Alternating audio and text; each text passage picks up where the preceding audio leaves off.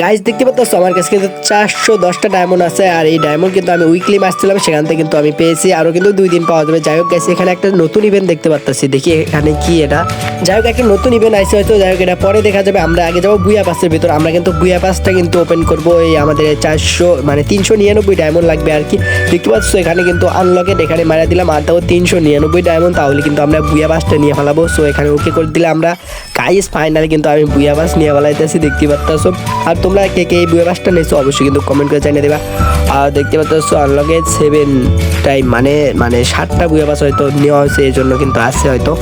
So guys এখানে কিন্তু অনেকগুলো রিওয়ার্ডস আছে, কিন্তু আমাদের লেভেল কিন্তু খুব অল্প, সেজন্য কিন্তু আমাদের সবগুলো রিওয়ার্ডস কিন্তু আমাদেরকে দিবে না, খুব অল্প কিছু রিওয়ার্ডস কিন্তু এখানে দিবে। দেখতে পাচ্ছ এখানে কিন্তু ফিমেল বান্ডিলে কিন্তু এই বান্ডিলটা দিয়ে দিচ্ছে, দেখতে পাচ্ছ। আর কিছু এখানে মানে অল্প কিছু আইটেম কিন্তু আমাদেরকে দিতে আছে।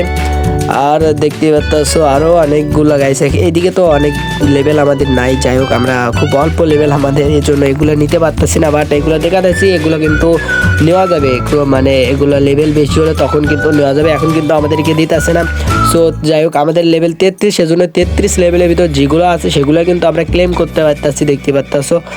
আর গাইস তোমরা যাতে এখনো ভিডিওতে লাইক দাওনি, একটা লাইক করে দেবা।